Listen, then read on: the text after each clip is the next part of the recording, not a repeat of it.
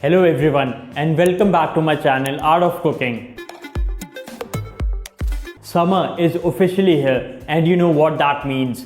Peach season is in full swing. The markets are overflowing with these beautiful fuzzy, vibrant gems. While you can eat them fresh, there is one absolute king of summer desserts that you have to make. I am talking about a warm, bubbly, golden brown peach cobbler. Today, I'm going to show you how to make the absolute best peach cobbler right in your own kitchen. But we are giving this a classic, a healthier, deep, full, flavorful upgrade today by ditching white sugar completely and using jaggery instead. We are starting with the stars of the show, the peaches. For this recipe, you will need around 4 to 5 medium-sized peaches and slice these up. Now, right here lies the very first benefit of making this yourself.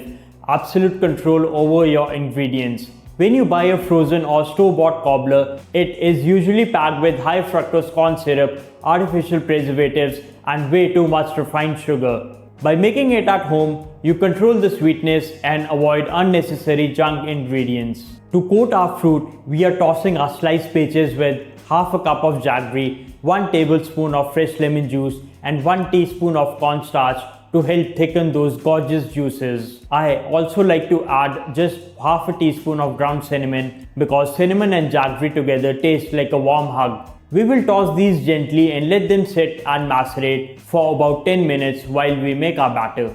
While our peaches are getting nice and juicy in that caramel jaggery syrup, let's whisk together our dry ingredients for the batter. We are adding 1 cup of all-purpose flour, half a cup of powdered jaggery and 2 teaspoons of baking powder and a pinch of salt to our bowl. Give that a quick whisk. Once the dry ingredients are mixed, pour in 1 cup of whole milk and stir until just combined. Don't worry if the batter looks a bit darker than usual. That's just the beautiful natural color of the jaggery. Now grab a baking dish and melt half a cup of unsalted butter. That's exactly 1 stick right in the bottom of the pan. We pour the batter directly over this melted butter. Do not stir it, just let it sit there.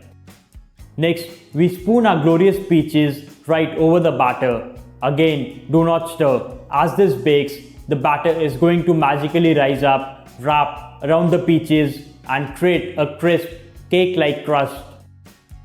Into the oven it goes. We are baking this at 350 degrees Fahrenheit for about 40 to 45 minutes. While the oven does the hard work and that jaggery melts down into a beautiful glaze, let's talk about where this legendary comfort food actually comes from. Did you know that cobbler was invented completely by accident? Back in the 19th century, American pioneers were traveling west. They brought their traditional European pie recipes with them, but out on the trail, they didn't have the proper ingredients, stove or pie pans to make a delicate structured crust. So being resourceful, they stewed whatever wild fruits they could find, clamped a basic biscuit dough right on top and baked it in a heavy Dutch oven over an open campfire. Because the dough was dropped on top in rough, uneven dollops, the finished dessert looked like a cobblestone street. And that, my friends, is how it got the name cobbler. So when you make this, you are literally baking a piece of pioneer history. The kitchen smells absolutely heavenly right now. Because we use jaggery, the crust has a deep, dark molasses gold color and you can see the rich caramel peach juices